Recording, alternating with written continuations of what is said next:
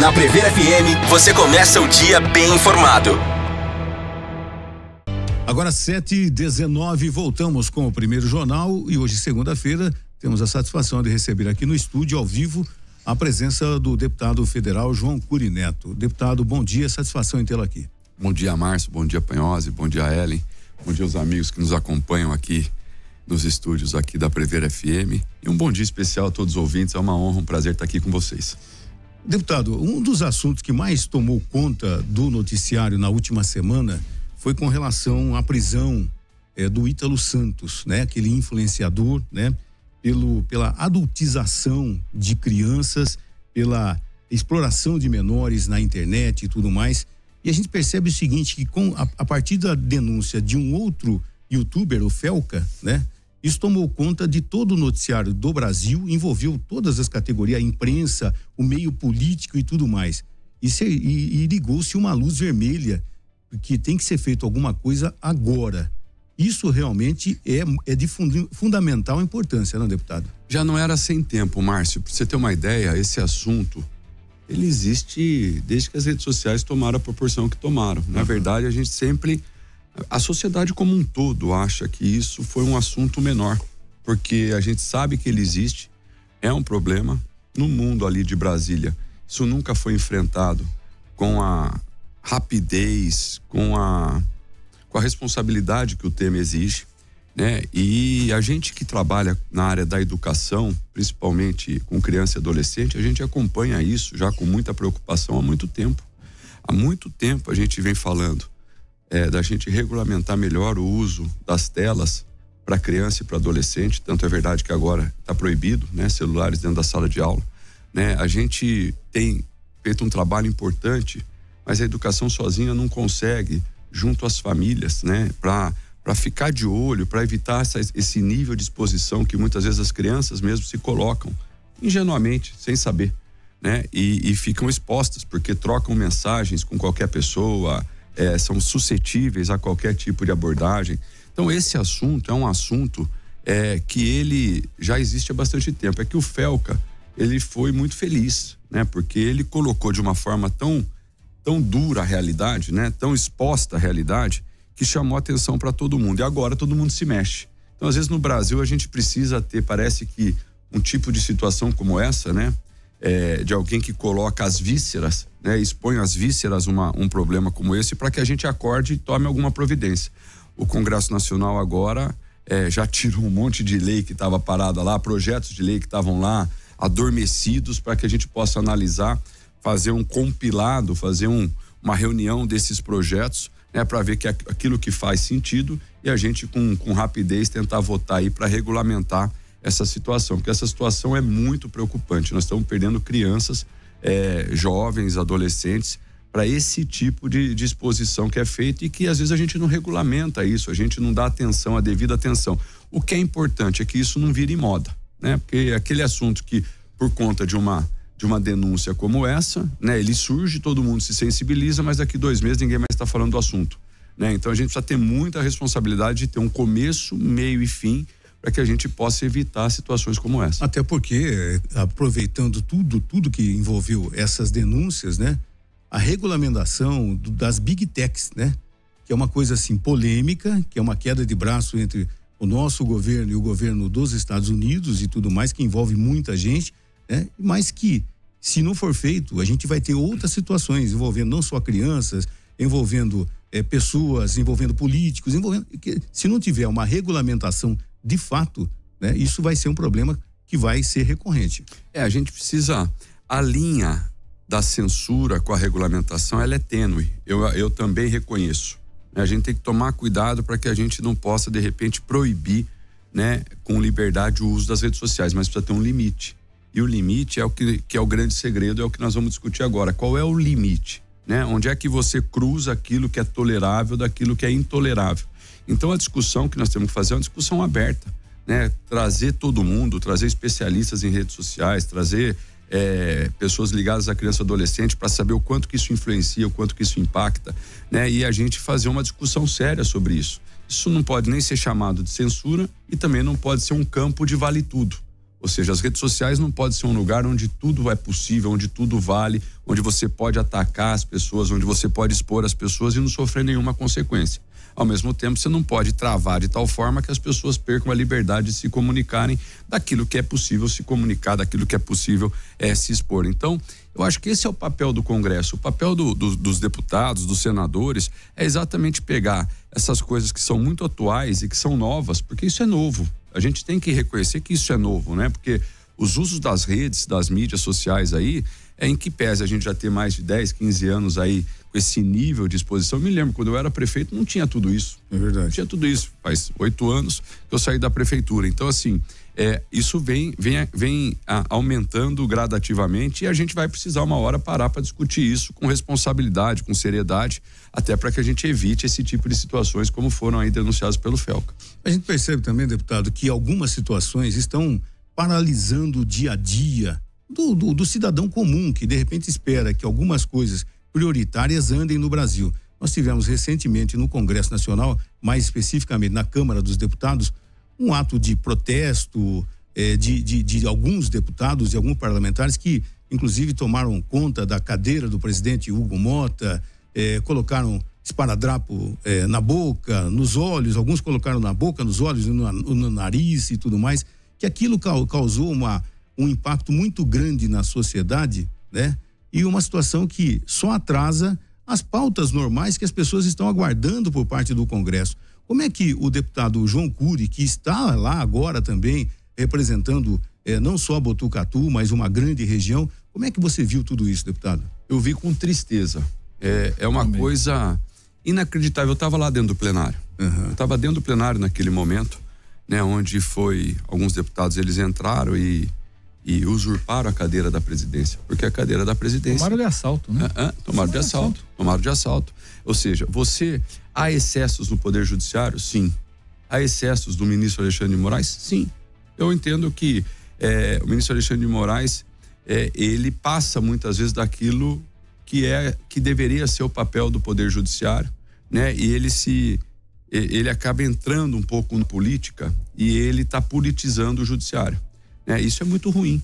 Como muitas vezes a gente também judicializa a política, né? A gente tem uma confusão no Brasil hoje. A gente politiza o judiciário e judicializa a política, né? Ou seja, há uma confusão no papel das instituições. É por isso que o brasileiro ele olha e fala: olha, isso não me representa. Isso não me representa. É uma pena. Agora, você querer colocar no plenário um esparadrapo na boca, no nariz, no ouvido, onde você quiser, nos olhos, é direito. É direito seu colocar. O que não é direito seu é entrar e sentar na cadeira do presidente e proibir os trabalhos da Câmara dos Deputados. Isso não é tolerável, né? Isso não é tolerável. Isso, na minha opinião, é um excesso e, aliás, eu acho que provavelmente haverá algum tipo de represália, porque isso não pode virar moda. Você imagina se a hora que você não consegue pautar, eu, João Cury, mais 10, 15 deputados, não conseguimos pautar um projeto de lei, a gente se sente no direito de sentar na cadeira do presidente da Câmara e não deixar os trabalhos acontecerem. Não é por aí.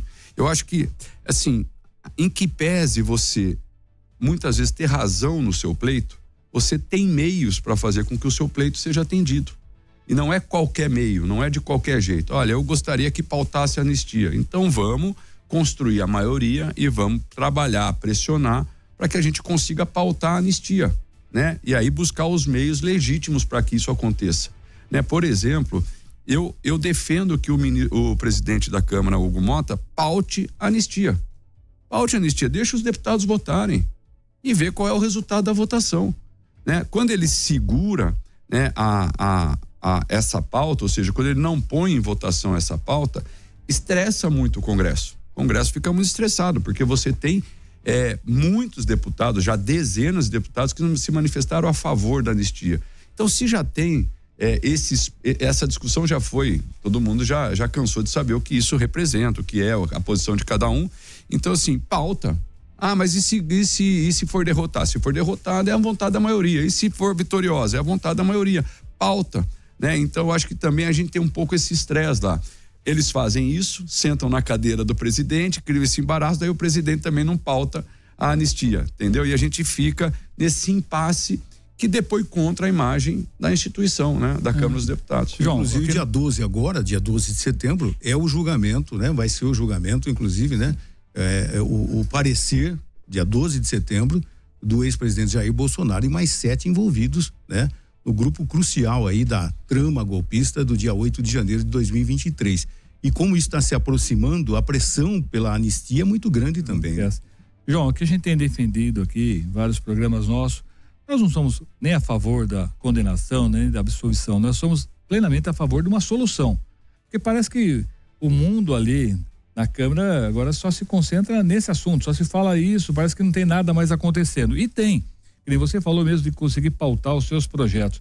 Salvo engano, eu vi aqui que você já conseguiu pautar, colocar 12 projetos em andamento. E o que mais me chamou a atenção, e olha, eu descobri isso na Hora do Brasil, e foi com alegria. Eu estava indo para São Paulo, entrou a Hora do Brasil, e quando entra, eu gosto de ouvir, porque ele tem informações importantes, né? E você estava dando uma entrevista de um projeto de lei, que era o 444, né? Que dispõe sobre a obrigatoriedade de cobertura das operadoras de plano de saúde, internação. Esse projeto, ele começou um propósito e ele foi mudando no caminho, João. Parece que você foi o relator, depois se apresentou um substituto. No começo era todas as internações, de repente virou as emergenciais e agora ficou só UTI. O que aconteceu no decorrer desse projeto? Explica um pouco esse projeto, que eu acho que esse sim é um projeto de interesse do público, da sociedade como um todo, não só de Botucatu, como todo o Brasil. A anistia é uma coisa que tem que ser decidida? Mas não muda a minha vida, não muda a vida da maior parte dos botucatuenses em Botucatu, se alguém vai ser anistiado ou vai ser condenado, não muda assim, no contexto geral. Isso aqui é mais importante para mim do que a anistia, João. Ô, Lori, esse projeto é um projeto, eu tive a oportunidade de ser o relator, e esse projeto é muito importante, porque essa questão de você contratar um plano de saúde e depois você, na hora que você precisa, você ou alguém da sua família, precisa de um leito de UTI, precisa ser atendido, e o plano de saúde diz que não tem leito na sua rede e pede para você se virar, isso é um absurdo. Isso é um absurdo. Quando eu contrato um plano de saúde, naquele momento que eu imagino que a hora que eu vou precisar, eu vou ser atendido, não é isso? Ele tem que calcular, dimensionar, olha, claro. Se eu tenho X associados, eu vou ter que ter X leito disponível. E se eu não tenho, eu tenho que me virar depois para oferecer. Essa é a tônica de uma contratação onde você tem uma expectativa de um momento de dificuldade, porque quando a gente contrata um plano de saúde, a gente espera não usar, né? Mas quando você tem que usar, é um momento de dificuldade, de dor, de risco de vida, pode ser. E aí, de repente, você bate no plano que você contratou e o plano de saúde, Ellen, vira para você e fala o seguinte, olha, desculpa, eu não tenho leito. Não tenho leito disponível. Você fala, isso não é problema meu. Isso não é problema meu, isso é problema seu, você tem que se virar. E eles falavam assim, olha, eu não tenho o que fazer, vai para a justiça. E aí as pessoas demoravam meses até conseguir uma tutela antecipada, ou uma liminar, ou uma decisão judicial para poder ter um leito disponível contra o plano de saúde. Só que até lá já foi 4 meses, 5 meses, 6 meses. E aí? E essa pessoa? Né? Momento fragilizado, momento de fragilidade extrema. Aí, o que nós fizemos? No judiciário, geralmente, essas pessoas ganham essas ações. Só que assim, não dá para você esperar. Então, faltava a lei, nesse sentido, que obrigasse os planos de saúde a oferecer o leito. Mas ele não tem, ele vai comprar um leito, ele vai pagar na rede privada, na rede pública, vai fazer parceria com outro plano de saúde, ele se vira. Não é problema do usuário, do contratante. Não é problema da pessoa que contratou o que ele vai fazer. O que ela precisa é ter o leito disponível. E aqui, no caso, é um leito de UTI. Né? No começo era todos os leitos. Depois tudo. Virou UTI, por quê? O que mudou? Porque assim, a oferta de leitos para tudo, a gente não consegue dimensionar o tamanho disso. Você entendeu? Olha, como é que ele vai também se preparar para tudo isso, né? Seja financeiramente para contratar ou abrir novos leitos. Porque daí fica muito a discricionariedade de dizer, olha, quem é que de fato precisa, quem é que de fato não precisa. Um leito de UTI não tem muita discussão, é muito objetivo, né? O pleito é muito mais objetivo. Então, a gente percebeu que durante o processo abrir indiscriminadamente poderia gerar uma discussão de quem precisa, quem não precisa e atrasar, né, a obrigação do plano de saúde de ter que acomodar e ter que acolher essa demanda. O que é que eles argumentam, né? Os planos de saúde argumentam o seguinte, falam, olha, não pode um médico da noite pro dia, sem ter um critério, através de uma comissão médica tal, dizer, olha, isso aqui tem que ter leito disponível em 12 horas. Você entendeu? Porque daí, muitas vezes, você pega o plano de saúde sem a estrutura necessária para poder atender.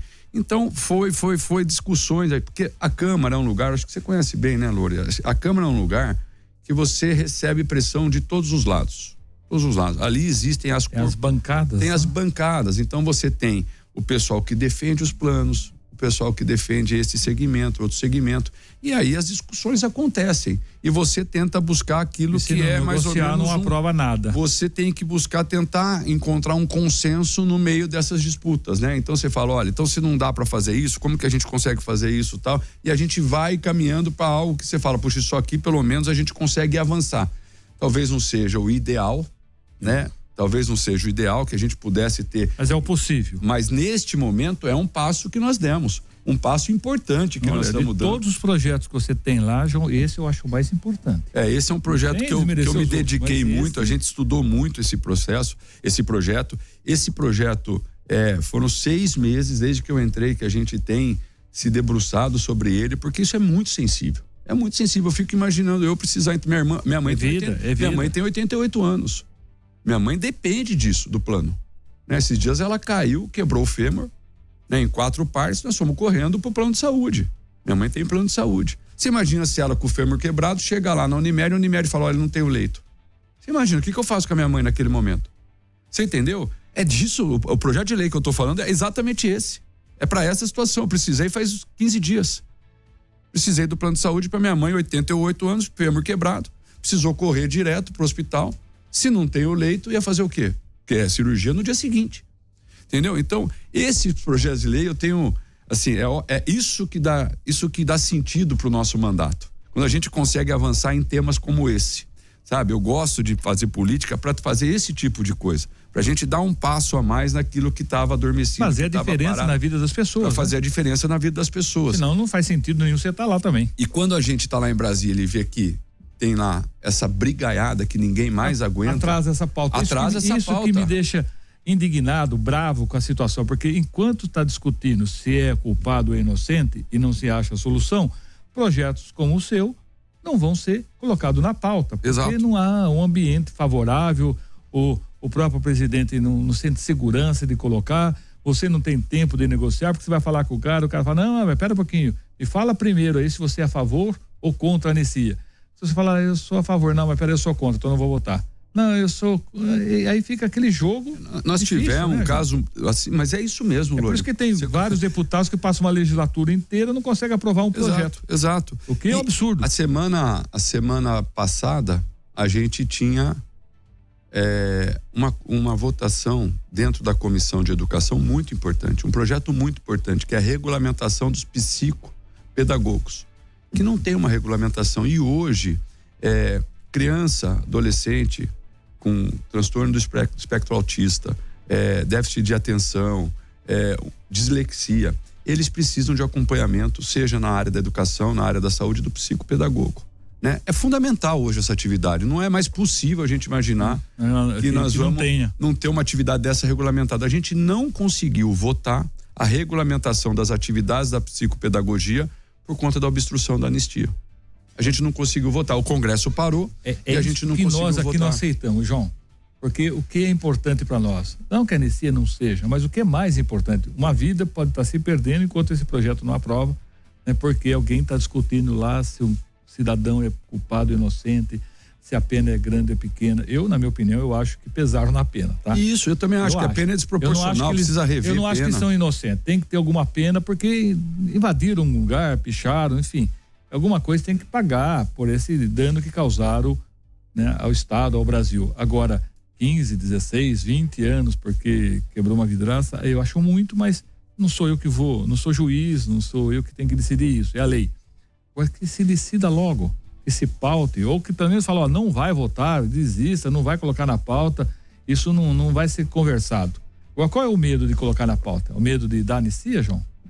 Não, eu acho que assim, quanto mais se tenta pautar por essas vias um pouco mais brutas, de ocupação da mesa, de não deixar, de obstruir as votações, mais se acirram os ânimos. Daí que fica, aí perde aquela disposição de fazer isso da melhor forma possível. Eu acho que tem que pressionar. Eu sou a favor da anistia. Eu acho que precisamos rever as penas. Eu acho que tem penas para pessoas aí que são desproporcionais ao que eventualmente elas fizeram. Não é possível. A gente vê casos aí de pessoas com 10, 12 anos de pena, né? Porque estava lá ou porque entrou, mas não quebrou, não depredou, não vandalizou, não pichou, né? Então eu acho que, de fato, há uma desproporção na pena que está sendo aplicada. Mas eu também entendo que, assim, essa é uma discussão que não tá tão madura. Tem gente que entende de uma forma, tem juristas, né, que entendem de outra forma, a sociedade vê de outra forma. Como tá muito politizado isso, o que eu acho? Olha, vamos trabalhar, vamos pressionar, pode fazer o que for, mas não vamos obstruir os outros projetos que já estão mais maduros, né? Porque também tem isso, tem projetos que estão maduros. Esses que estão maduros, vamos votando, vamos limpando a fila, né? E esses que ainda não tem consenso, vamos trabalhando, vamos pressionando, vamos criando os mecanismos, mas isso tem um jeito de fazer. Não é de qualquer jeito, não é chegando lá, quebrando as coisas, sentando na cadeira, proibindo as pessoas de sentarem, né? Porque isso só tensiona mais. Só tensiona mais. A gente fica paralisado, né? Aliás, em cima do que você está dizendo, deputado João Cury, e a participação de um colega seu, um deputado, Eduardo Bolsonaro, nos Estados Unidos, torcendo contra, né? Contra o Brasil. Esse tarifaço, nós sabemos que não tem nada econômico, foi um tarifaço político e continuam outras sanções e tudo mais. Esse deputado foi para os Estados Unidos em fevereiro, continua lá, já passou do prazo, inclusive, ele tem horas que pelo regulamento da Câmara ele pode ainda descontar, enfim, mas o posicionamento com relação a ele ter uma cassação, até em virtude dele estar jogando contra o próprio país. Como é que fica os bastidores, para quem está aqui acompanhando a distância, como é que fica os bastidores com relação à atuação do Eduardo Bolsonaro? Não, e só uma coisa, eu tive te acompanhando aqui, João, você está sendo fiscalizado por nós, hein, tá? Mas isso é bom, no bom sentido. Você só teve uma ou duas faltas em todo esse período que você esteve lá. Não é justo, quer dizer, que um deputado que está presente, está acompanhando e o outro não tem as mesmas condições. E quando você fala anistia, eu só não sou a favor, João, da anistia ampla, geral e restrita. Algumas pessoas, pelo grau de participação, de envolvimento, de conhecimento que está fazendo, acho que até merecem aniciada. Mas algumas pessoas não.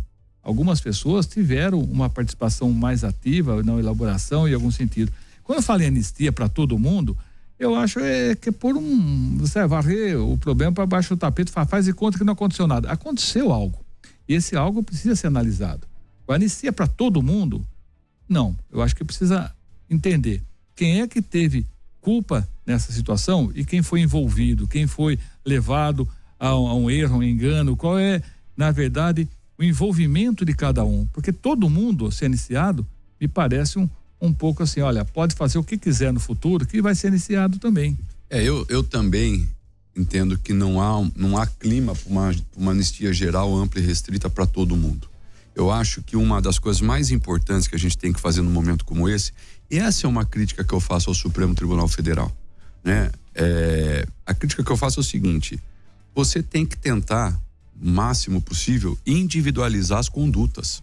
Isso é o que diz a lei. A lei diz o seguinte: quando você tem um crime coletivo, você não pode colocar todo mundo no mesmo balaio antes de tentar, pelo menos tentar, individualizar a conduta, né? Ou seja, enxergar o que é que cada um fez, porque às vezes naquele processo teve gente que fez mais e teve gente que fez menos. Se você coloca uma régua e diz todo mundo aqui vai pagar por isso, você pode cometer uma injustiça. E a justiça não pode cometer. Você percebe? Então, tem um efeito manada, né? Algumas pessoas ali é difícil, muito difícil de você. O que diz o Supremo Tribunal Federal? É difícil individualizar a conduta ali, porque ali foi muita manada. Gente. Tem um efeito manada. Então eles usam o que a gente chama no direito, né, de teoria da multidão, das multidões. Ou seja, quando você pega aquilo que você olha e você fala, ali estava todo mundo com o mesmo espírito, independente da conduta prática de cada um, todo mundo tinha o mesmo espírito, a mesma intenção, né? E a intenção era um atentado contra a democracia, por isso que eles falam de anistia. Então, a anistia, é importante a gente dizer, ela é um remédio previsto na Constituição para casos muito específicos. Muito específico. A anistia não se dá para qualquer caso. Eu não mato uma pessoa e recebo anistia. A anistia é um remédio para que você oferece em casos muito específicos, principalmente quando você atenta contra a democracia, contra o Estado Democrático de Direito, né? Então, assim, tem pessoas que foram para lá, aqui de Botucatu, que foram para lá, não invadiram, não depredaram, não vandalizaram. Foram fazer o que lá, João? Foram se manifestar, Márcio. Foram se manifestar. Pacificamente? Pacificamente. E tinha gente lá que não foi se manifestar pacificamente. Não é todo mundo que estava lá que quebrou, que invadiu. Teve gente que ficou na Praça dos Três Poderes. Teve gente que estava lá, na esplanada dos ministérios, mas foram essas pessoas, na minha opinião, muitas delas foram lá se manifestar contra o resultado da eleição. Legítimo. Fui me manifestar contra o resultado da eleição, não gostei. Você pode se manifestar, eu posso ficar aqui na frente da catedral com uma placa na mão dizendo o seguinte, olha, eu sou contra o resultado da eleição. Mas invadir a prefeitura. Agora, você invadir a prefeitura. Não, mais do que sentar. Teve gente, desculpa a palavra, que cagou, defecou na mesa, literalmente na mesa do Supremo. Essa pessoa vai ser anistiada? Não. Essa pessoa que fez isso, que entrou, que quebrou, que invadiu, que defecou, ela vai receber a mesma pena de quem ficou lá na Praça dos Três Poderes, na esplanada dos ministérios, em que pese ter ido lá? Não. Você percebe a importância da individualização da conduta? Agora, tem um grupo de pessoas, Márcio, que eu acho que é o que você disse aqui uma hora, que tramou, que arquitetou, que financiou. Os mentores. Os mentores. Esses também têm que estar numa outra fila. Então você tem a fila de quem foi e se manifestou livremente.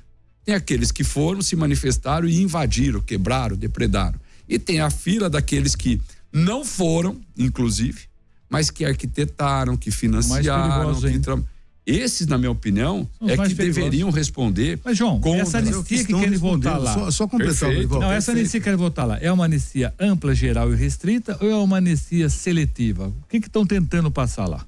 Não, é que assim, se tenta no final, que seja ampla, geral e restrita para pegar, inclusive, aqueles que nem lá estavam, que é uma coisa parece que é uma coisa meio esquizofrênica, né? Como é que você vai anistiar o 8 de janeiro de uma pessoa que não estava lá no 8 de janeiro? É porque o Bolsonaro estava nos Estados Unidos. O Bolsonaro não estava lá. Então, como é que você anistia todo mundo fala, anistia para o 8 de janeiro. O que você presume? Quem estava lá no 8 de janeiro. Agora, tem pessoas que incentivaram o 8 de janeiro, financiaram o 8 de janeiro. E é isso que a lei busca agora, é isso que a justiça agora busca identificar através das delações que foram feitas, das provas que foram apresentadas, assim, quem é que não estava lá, mas arquitetou aquele ato? Quem é que não estava lá, mas financiou aquele ato? Entendeu? Então, assim, tudo isso é um processo que vem sendo investigado. Mas esse pedido que tem lá de votação dessa anistia, qual é a amplitude dele? Pega todo mundo ou ele não? Tem de tudo, Lore. Há quem defenda ampla, geral e restrita, há quem defenda como nós defendemos, que se identifique as pessoas que tiveram uma conduta que não foi uma conduta democrática, que se ofereça uma pena proporcional. Porque na cabeça do cidadão comum, eu escutei muita gente para poder formar a minha opinião. Escutei muita gente, desde juristas, né, para a gente entender do ponto de vista jurídico, né, desde pessoas comuns, né, desde pessoas de Botucatu que estavam lá.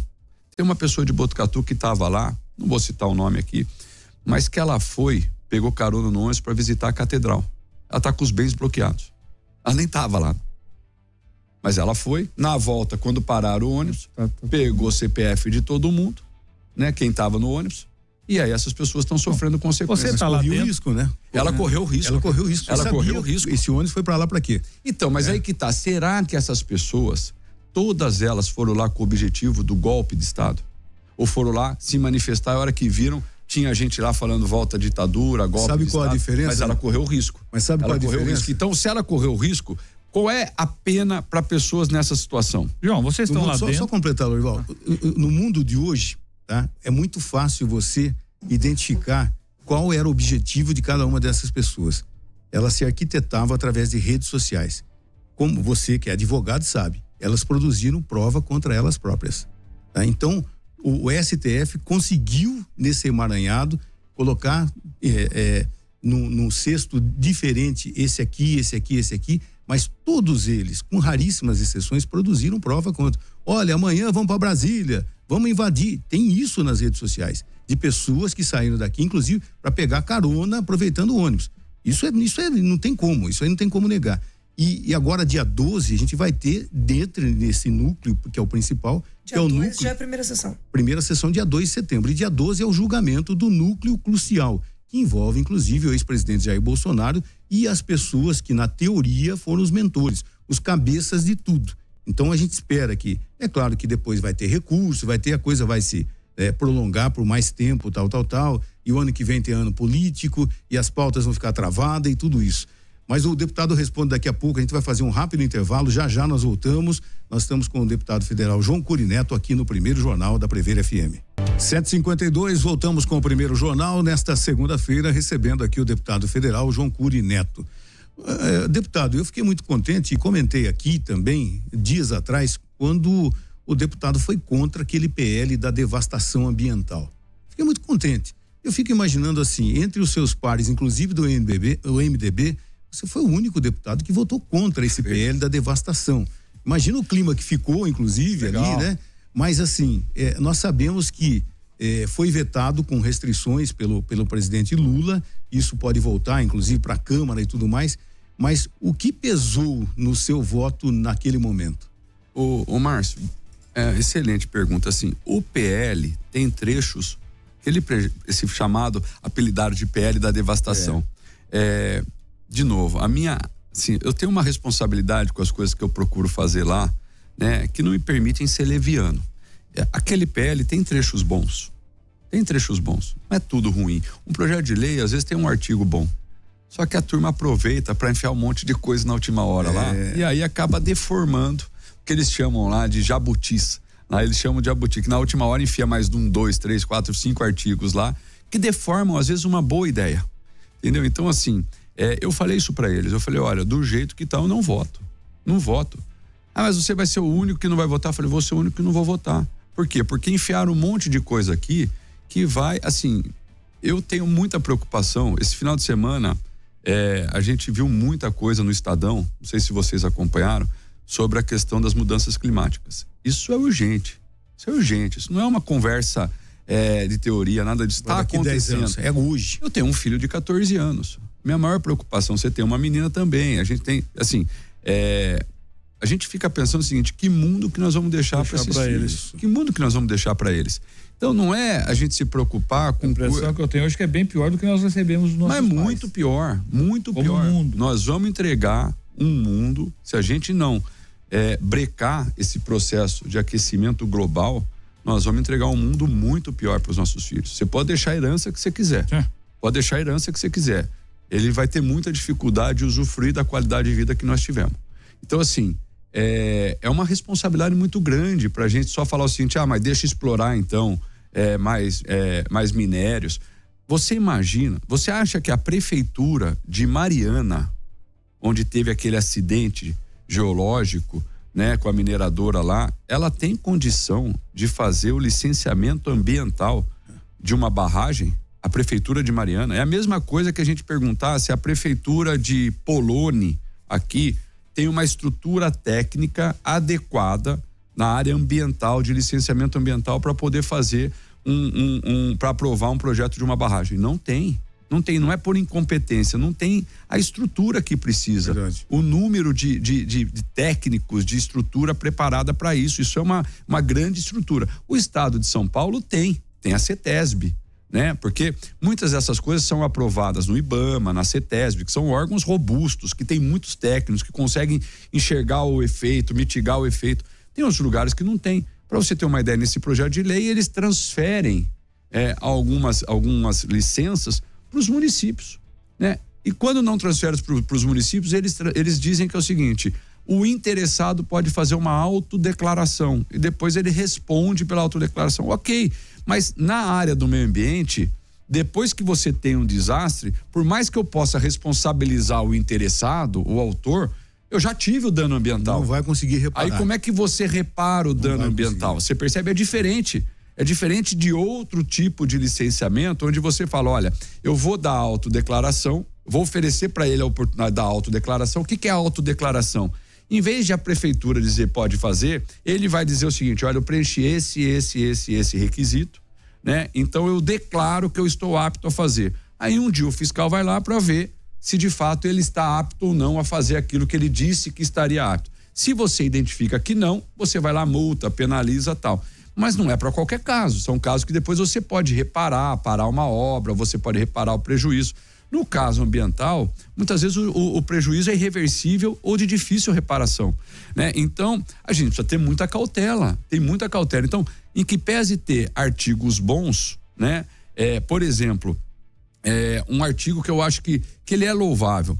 Para obras em andamento, né? Você precisa ainda ficar retomando, como por exemplo, tem rodovias que estão em andamento sem licenciamento ambiental adequado, né? Você poder chamá-las de obras especiais e você ter um outro tipo de licenciamento para essas obras, ok, são obras de interesse nacional, são obras de interesse do país, dos estados, ok. Agora não é qualquer obra que você permite isso. Então eu acho que houve um abuso, né, por parte ali da Câmara dos Deputados em alguns artigos que foram inseridos, né, onde se aproveitou para passar a famosa boiada. Se aproveitou para passar a famosa boiada. E nós fomos voto vencidos. Mas o presidente, eu votei contra. O presidente Lula agora vetou vários artigos, né? E eu acho que ele fez bem de vetar, né? E a gente espera agora que o Congresso não derrube o veto, né? Que o Congresso que haja ali, porque os deputados que votaram a favor, eles podem, se tiver maioria, derrubar o veto. E aí a gente volta para esse desastre que foi a aprovação desse projeto. Derrubar o veto? Tem voto. Se todos que votaram a favor mantiverem a sua posição, vão derrubar o veto. Derrubar é 2/3? Como que é? 2/3, João, e outra coisa, já que tá falando de votação, você está ali dentro conversando com seus pares o tempo todo.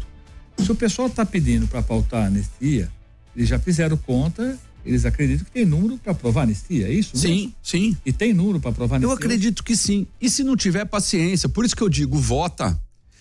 Vamos ver se tem número. Se tiver, paciência. Se não tiver, paciência. O que não pode, essa é uma coisa que é difícil, inclusive é difícil de explicar para as pessoas, né? Porque é o seguinte, as pessoas me perguntam o seguinte: João, você é a favor da anistia? E a segunda pergunta, por que não pauta? É óbvio que tem uns doidos que acham que já votou. Tem gente que acha que já votou. Tem gente que vira para mim e fala assim: João, por que você votou contra a anistia? O negócio de louco, eu recebo gente nas redes sociais que fala para mim assim: João, por que você votou contra a anistia? Eu falo assim, mas não teve nem votação. João, você entendeu? Então, interessante. Mesmo que vote a anistia, isso não vai tornar o Bolsonaro elegível, porque tem outros problemas, né? Sim. Eu estou errado nessa minha avaliação. A anistia, quando for votada, mas tem um monte de outros aí que tá, é a modulação, por isso que eles falam ampla, geral e restrita, porque daí é o seguinte: tudo que diz respeito ao 8 de janeiro tá anistiado. Você entendeu? E aí, o que tá perdoado? Tá perdoado quem defecou, quem quebrou, quem invadiu, quem não invadiu, quem só torceu, quem não torceu, e quem arquitetou e quem financiou. Se você fala o seguinte: não, nós vamos anistiar, mas nós vamos anistiar esse tipo de conduta aqui, ok, aí você separa um grupo do outro, né? É isso que está em discussão na Câmara. Mas ele tem problema lá atrás, aquele que teve com as embaixadas, ali ele já foi tornado inelegível. Isso não entra nessa anistia, ou entra também? Ele ficar inelegível não tem a ver com o 8 de janeiro ele já está inelegível, Isso, hoje ele está inelegível. Não tem a ver só com o 8 de janeiro, tem a ver também com outros processos, né? Então, é assim. Só vai tirar ele da cadeia agora, mas ele não volta a ser candidato pelas outras condenações que ele já tem. Se não tiver recurso, hoje ele ficaria inelegível, né? Eu acho que ainda cabe recurso. Eu acho que ainda vai ter muita discussão. O recurso vai para esses caras que não gostam dele, não vai votar. Exato. Não vão aceitar recurso nenhum dele, né? É a impressão que a gente tem. Agora, deputado, eu vou me ater, inclusive, nessa parte ambiental, que é uma parte que eu me preocupo muito. Todos os dias eu procuro até colocar aqui em pauta aqui no Primeiro Jornal, sempre. Eu tive recentemente de férias lá na vila de Jericoacoara, lá no Ceará. Tá? É um ICMBio, né? É o Instituto Chico Mendes de Preservação Ambiental Sustentável, né? E eu perguntando para algumas pessoas, entrou lá o Márcio, repórter, como é que eles convivem, por exemplo, sem ter plástico? Você vai lá num mercadinho lá, você tem que levar num saco de papel ou numa sacola retornável, tá? Natural, a gente está convivendo com isso natural e não faz falta nenhuma, tá? Isso, né, seria uma glória para todos nós, né? Se nós tivéssemos aqui em Botucatu com soluções inteligentes de você ter pelo menos o plástico, que foi um facilitador há 40, 50 anos para as nossas vidas, mas que hoje percebe-se que é o principal causador da degradação do meio ambiente, né? Então, é possível a gente sonhar num futuro bem próximo, baseado em tudo que a gente conversou, que as pessoas tenham consciência, que as empresas também adotem alternativas de substituir o plástico e da gente ter uma vida mais sustentável, deputado? Eu acho que assim, o plástico, ele é um deles, né? Eu acho que nós temos, quando você quer atacar o aquecimento global de forma impactante, tem coisas que eu acho que a mudança de comportamento, a mudança de hábito, elas são importantes, mas elas dependem muito de uma vontade governamental.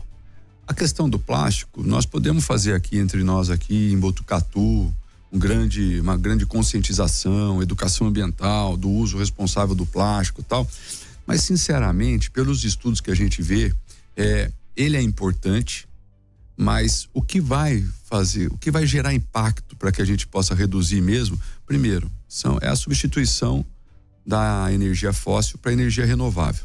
Isso é fundamental.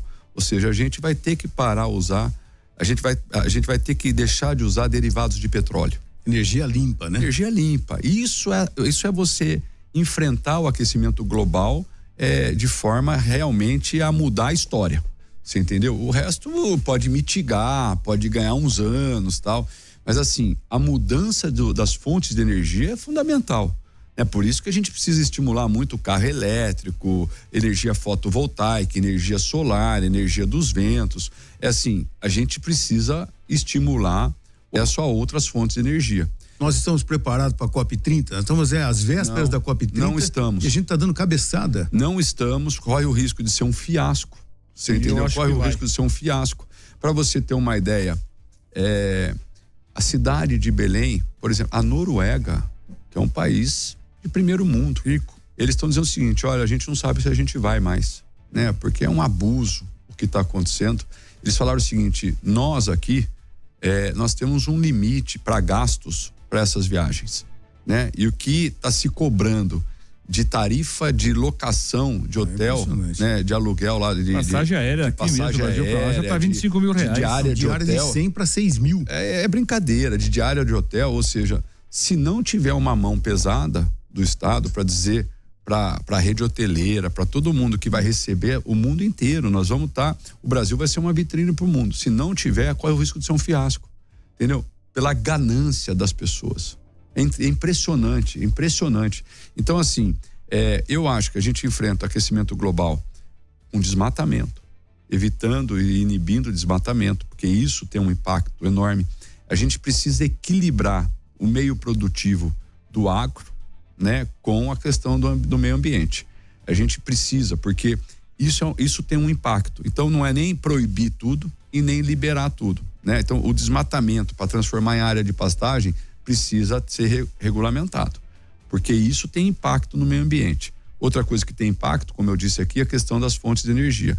Se a gente ficar usando, por isso que tem essa discussão lá, né, lá na região do Amapá, né, da questão daquele petróleo que foi descoberto ali. Porque se a gente estimular o uso de petróleo, se a gente autorizar e estimular o uso do petróleo, a gente vai continuar insistindo numa fonte de energia que não é renovável. Então, assim, ao mesmo tempo, aquilo é a mina de ouro para o desenvolvimento econômico de uma região pobre. Verdade. Pobre. Então, como é que a gente equilibra isso? Nem dizer que não pode nada, né? E também não fazer com que aquilo ali seja utilizado indiscriminadamente, porque a gente está incentivando o uso de uma energia que não é renovável, que não é limpa, que é o petróleo, né? A energia fóssil. Então, essas coisas precisa sentar à mesa com esse nível de responsabilidade.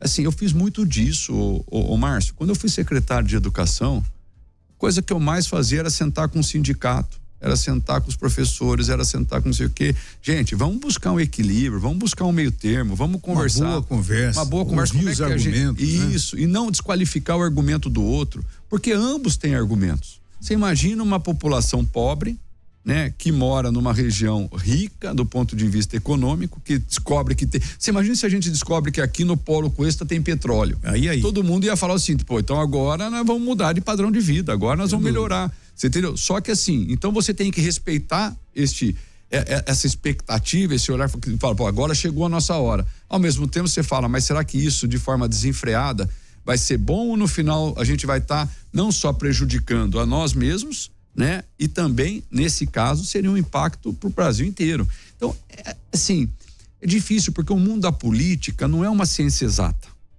A política não é um lugar, né, onde você fala, eu tô certo, você tá errado. Às vezes você tem que contemplar ambos olhares. É um jogo de interesse, às vezes? Também é. E mais às vezes também os interesses são legítimos.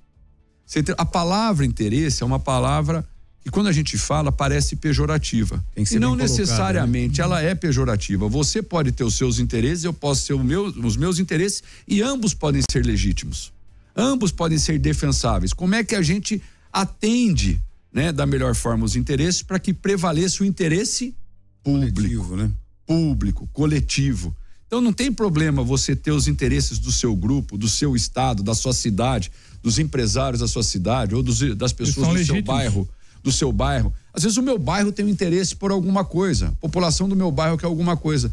Aí você tem que ver se você constrói convergência para que a gente possa atender o seu interesse. Porque o mundo é feito de interesses. É que essa palavra caiu muito no sentido pejorativo, né? Então, assim, como é que a gente atende os interesses legítimos, aqueles que são legítimos, são pro bem, né? E que prevaleça nessa discussão o interesse coletivo e público. Aquilo que é de todos. Esse é o desafio, por isso que a política é a política. É na mesa da política que às vezes a gente encontra soluções para isso, né? Para você fazer essa discussão e encontrar um caminho. Por isso que precisa de habilidade, precisa de talento, precisa de formação, né? Precisa de empatia. Como é que eu enxergo o seu interesse e tento me colocar na sua posição? Como é que você enxerga o meu e tenta se colocar na minha posição?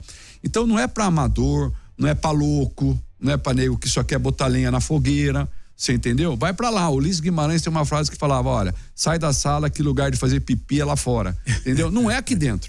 Não é aqui dentro. Você entendeu? Então, assim, deixa para quem tem esse tipo de formação, de capacidade, de construir. Senão a gente só vai destruir. A gente percebe um processo de destruição da política.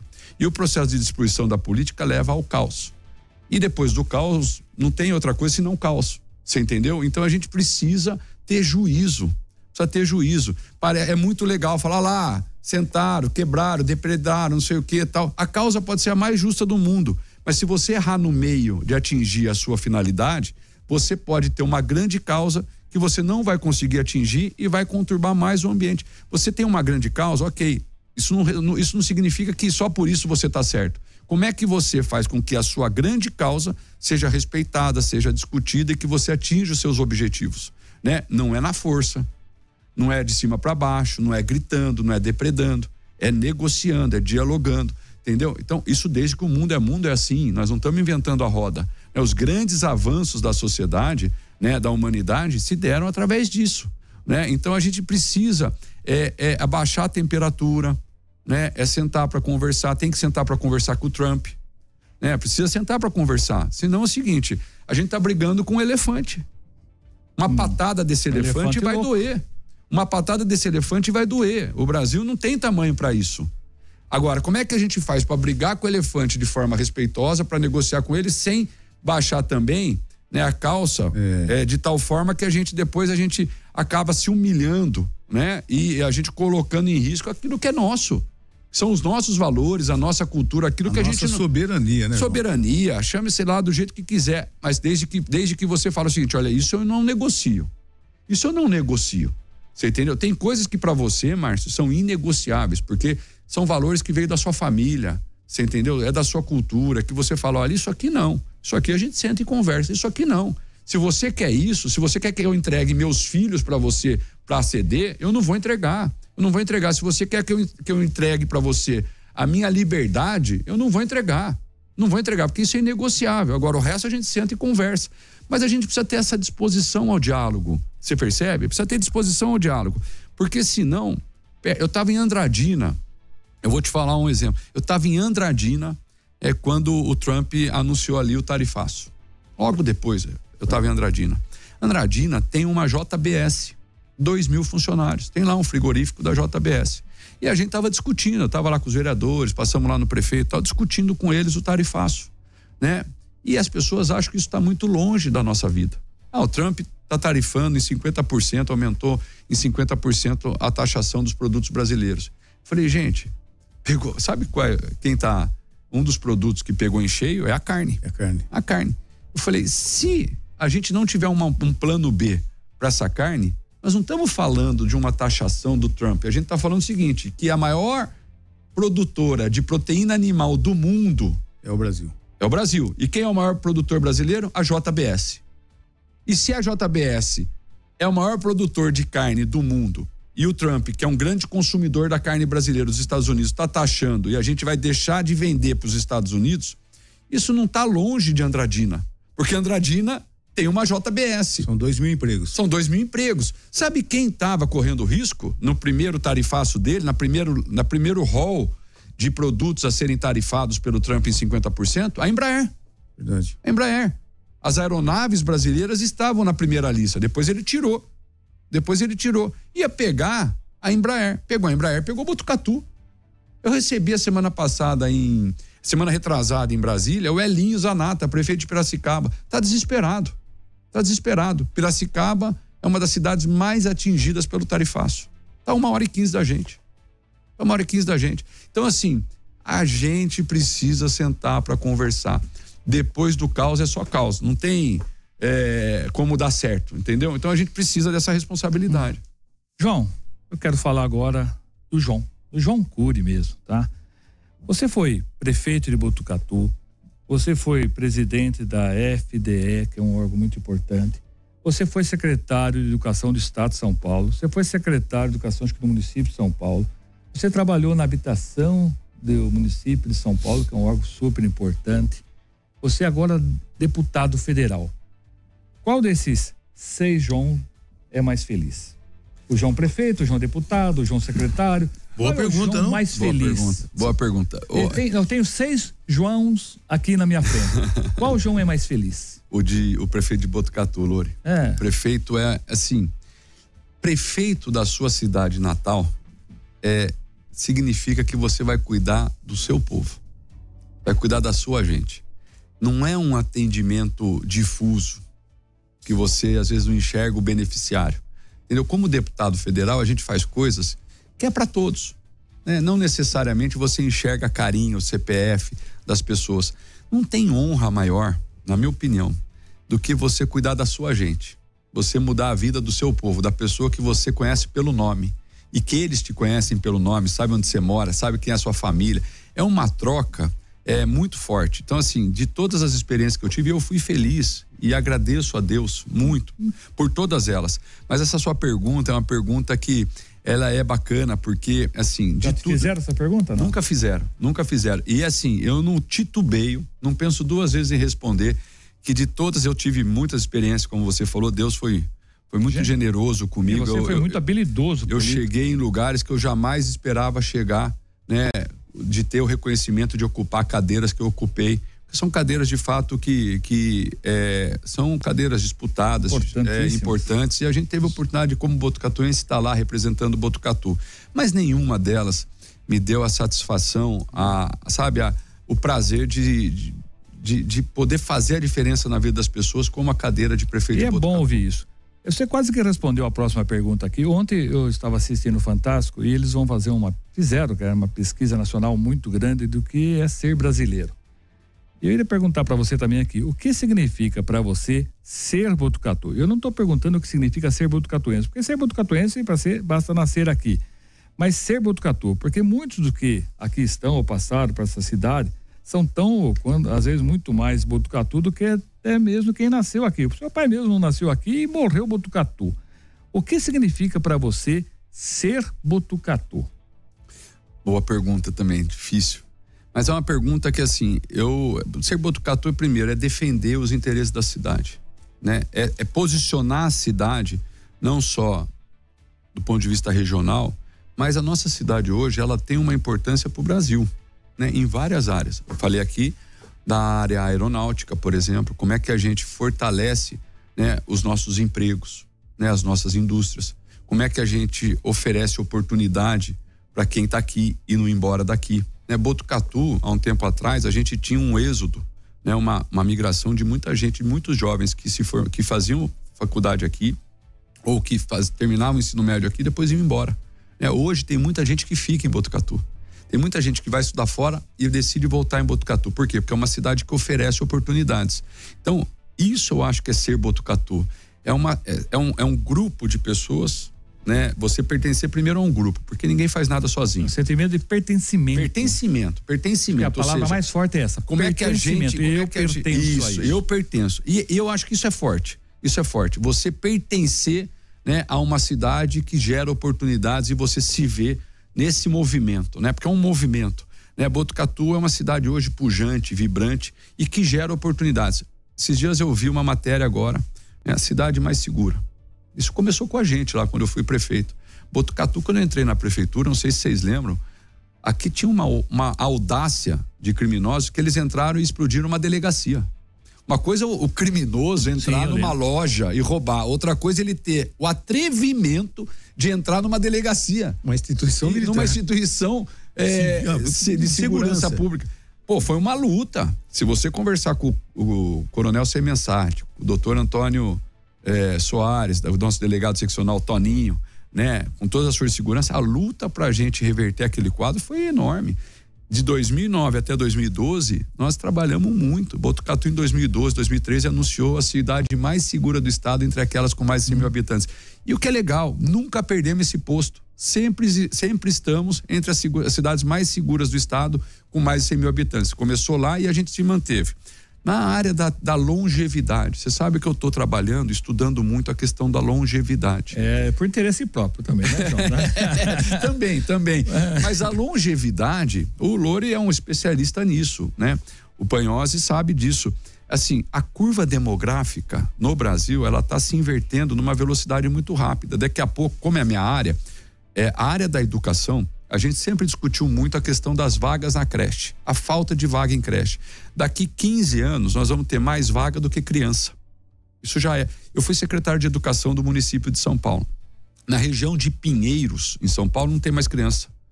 Não tem mais demanda de creche. O que tem de vaga já é suficiente para acomodar a demanda.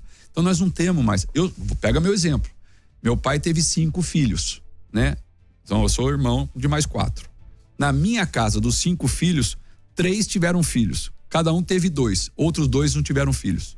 Ou seja, está invertendo a curva demográfica. As pessoas não estão tendo mais filhos. Daqui 15 anos, 20 anos, nós vamos ter vaga de creche sobrando. E sabe o que vai faltar? Atenção e cuidado para a terceira idade. Vai faltar. Então, eu estou me debruçando nisso hoje. Então, eu faço parte de grupos que a gente discute a longevidade. Como é que a gente oferece qualidade de vida, oportunidade de trabalho, de negócio, de saúde para a terceira idade. É tão louco isso, daqui 30 anos vai estar morrendo menos pessoas que morrem hoje. Tá vendo? A gente faz esses estudos. Então pronto. Aí, o brasileiro está vivendo mais. Tá vivendo mais e nascendo menos. Então vai mudar essa curva. A gente precisa oferecer qualidade, a gente precisa repensar a previdência. A reforma vai precisar fazer reforma previdenciária. Esse é um assunto polêmico, difícil. Então, assim, como é que nós vamos preparar? Agora, ao mesmo tempo, se você abrir qualquer A hora que você dá um Google lá, coloca Botucatu, longevidade, terceira idade, é uma das melhores cidades do Brasil, voltando em Botucatu, uma das melhores cidades do Brasil para quem está na terceira idade. Né? Ontem eu mandei, o Matheus está aqui, o Matheus Hector, eu falei, olha, eu quando eu fui prefeito, eu fui muito criticado por fazer praças e espaços ao ar livre para a comunidade, né, nos bairros periféricos da cidade. Botucatu tinha muita coisa de lazer, nem sei se tinha muito, mas o que tinha de lazer era no centro da cidade. População da periferia, do Monte Mor, do Jardim Ciranda, lá do Santa Elisa, não tinha acesso a isso. E não tinha como pagar um clube. Não tinha como pagar um clube, um BTC, uma associação atlética. Então a população mais pobre que não pode pagar uma academia, que não pode pagar um clube, ela não tinha acesso a uma área de lazer, de esporte, de atividade física. E eu comecei a pegar cada buraco que tinha na cidade, que era ponto de droga, ponto de descarte de lixo, ponto de prostituição. A gente ia lá, chegava lá, vocês lembram disso? A gente ia lá, chegava lá, fazia uma praça com academia ao ar livre, com um playground para as crianças, iluminação e guarda municipal. Ia lá, começamos a fazer. Esses espaços hoje são todos utilizados principalmente por aposentados, pessoas da terceira idade. Né? Então, o João das Praças, as pessoas falavam, esse é o João das Praças. Eu tenho o maior orgulho, porque ontem eu vi uma matéria dizendo o seguinte, mandei para eles. Eu falei assim, olha aqui, ó, as praças nossas, que hoje um dos itens que as pessoas em Botucatu da terceira idade dizem porque são felizes em Botucatu, porque tem um estudo, né? As pessoas da terceira idade em Botucatu, quem tem mais de 65 anos, se diz feliz em Botucatu. E por quê? Um dos motivos é esse, você entendeu? Que tem espaços públicos de lazer, pontos de encontro, de convivência. E eles se tornam até guardiões da própria praça. Exatamente. Isso que é legal, né? É ele óbvio mora naquela região, ele ajuda a cuidar, inclusive. Né? Exatamente. É óbvio que não é só isso, né? Você tem uma estrutura de saúde também que atende, né? E isso também começou no nosso governo. AME, Luci Montoro, uma série de coisas que nós fizemos aqui, né? Então, assim, e tudo isso foi dado, continuar, não estou dizendo que fomos nós, não, porque eu acho que isso é um processo de acumulação de conquistas. Mas, assim, tudo isso faz Botucatu uma cidade amigável à terceira idade. Então, ser Botucatu, Lore, é isso, sabe? Para mim é isso aí também, João, isso. Esse sentimento de pertencimento. A gente se vê em cada pedacinho da cidade, se encontrar ali. Então, eu faço parte disso aqui e por fazer parte de mim, eu sou responsável por isso aqui também. Isso aí. Quer dizer, ela é uma extensão de nós mesmos, né, João? E eu fico muito orgulhoso quando eu vejo, que nem você falou mesmo, pessoas que vêm de fora. Na pandemia aconteceu isso, muita gente veio para cá para passar uma temporada e não foi mais embora. O Herói mesmo, um amigo querido, que tá aqui querido. Ele veio para se esconder da pandemia aqui num sítio e veio visitar a cidade e não voltou mais. Que nem ele, centenas, talvez milhares de pessoas vieram para cá e não querem mais ir embora. Aqui tem uma certa energia, uma magia que faz com que as pessoas gostem daqui, assim, logo de cara, logo que chega, eles sentem aquela energia da cidade, que é uma energia boa. É incrível, porque quando eu falo, pra você ter uma ideia, quando eu falo que eu sou de Botucatu, as pessoas falam, puxa vida, mas como aquela cidade tá bonita, como aquela cidade tá gostosa. Tem gente que passa em frente de Botucatu, deve acontecer isso com vocês, passa em frente, tira uma foto e me manda, tô passando em Botucatu, não sei o que tal. Quer dizer, Botucatu ganhou também credibilidade, respeitabilidade, reconhecimento. Hoje você anda por aí, Botucatu, todo mundo fala, cidadão, coisa que a gente não era. Isso enche a gente de orgulho. Enche a gente de orgulho. Aqui a matéria, achei a matéria, cidade de destaque, porque Botucatu é referência em bem-estar para aposentados e idosos. Aí fala, áreas verdes para atividades ao ar livre, serviços de saúde bem estruturados, hortas comunitárias e praças com equipamentos de ginástica. Horta comunitária nós saímos na época de 4, 5 para 14. Então, assim, isso tudo é Botucatu.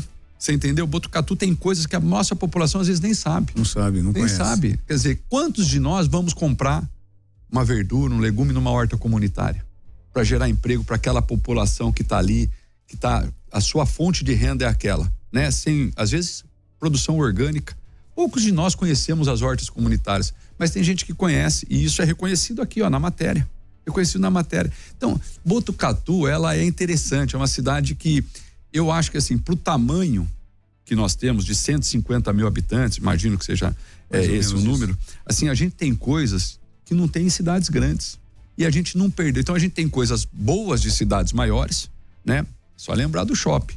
Eu me lembro, eu conto isso. Esses dias eu estava com o Neto Batista e com o Marcola ao telefone. A gente tá discutindo lá umas coisas de projetos de lei lá do setor audiovisual e eu falei, eu tava pensando, né? Eu falei assim, Botucatu, quando a gente entrou na prefeitura, tinha uma sala de cinema com um horário às 8 da noite. Era o Cine Nelly.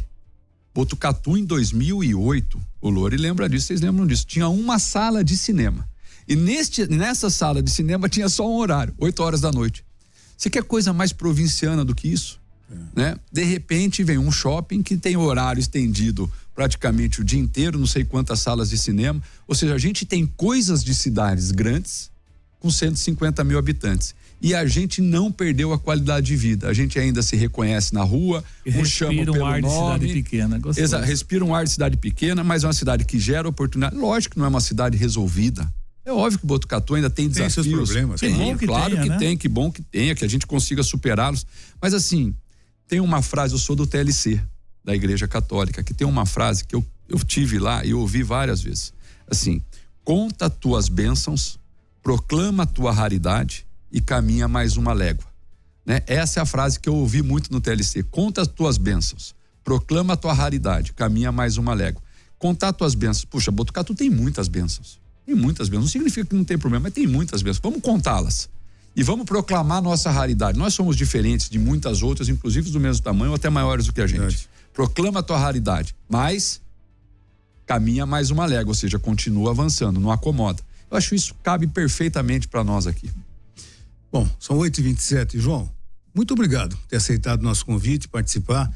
Quase meia hora acima do horário, nós ficamos aqui no bate-papo. Nos mantém informados sobre Ele sabe que de vez em quando eu mando mensagem solicitando câmera, uma orientação, pedindo uma sonora, uma entrevista pra gente se atualizar. Um socorro, muitas vezes isso acontece. Muito obrigado, a gente está sempre torcendo aqui por um bom momento seu no Congresso Nacional. Sabemos que vai ter, já a partir desse ano até o ano que vem, um ano político difícil para todo mundo, né? Boa sorte para você e obrigado por atender a nossa reportagem. Imagina, Márcia, é sempre uma alegria, sempre que você me manda uma mensagem, você, o Lori, estou à disposição. Eu acho que eu tenho obrigação de prestar contas do mandato, do que a gente está fazendo lá. Sabe que uma das coisas que eu falo pro Fontão anda comigo o dia inteiro, eu falo para ele assim, a gente não pode envergonhar o povo de Botucatu, a gente não pode, talvez eu não acerte sempre, mas você pode ter certeza que cada vez que eu boto meu dedinho para fazer um voto lá, eu penso em não envergonhar e não fazer feio aqui pro nosso povo. Porque nós vamos vir aqui depois perguntar por que você fez essa... E às vezes a gente pode ter argumentos que pode ser, porque... mas eu durmo pensando nisso, eu falo, puxa, eu não posso até errar, claro. Né? Onde tá o homem tá o erro, né? Mas pode ter certeza que eu acordo todo dia. Você tava com a cabeça, João, que apertou lá. Pode ser. Mas vai ser assim, você nunca vai conseguir unanimidade aqui também na cidade. Exato. Nunca, jamais. Então, essa oportunidade de poder divulgar um pouquinho do que a gente faz, prestar contas, né? Ser cobrado, né? Também é parte do mandato. Eu nunca achei isso ruim, porque a gente cresce com isso também. Então eu quero agradecer você, Márcio, pela generosidade, pelo carinho, pelo convite, o Lori também, vocês sempre abrindo aqui os microfones. Eu conheço a amplitude dos microfones aqui da Prever, parabenizar vocês pelo nível de profissionalismo que vocês atingiram. Então me colocar sempre à disposição, viu, Ellen, de todos vocês, para quando vocês acharem pertinente, útil, necessária a minha participação, eu estou à disposição de vocês. Que Deus abençoe muito vocês, que Deus abençoe muito todos aqueles que estão nos ouvindo, nos assistindo. Uma ótima semana a todos. Muito obrigado. Você ouviu Primeiro Jornal Prever FM.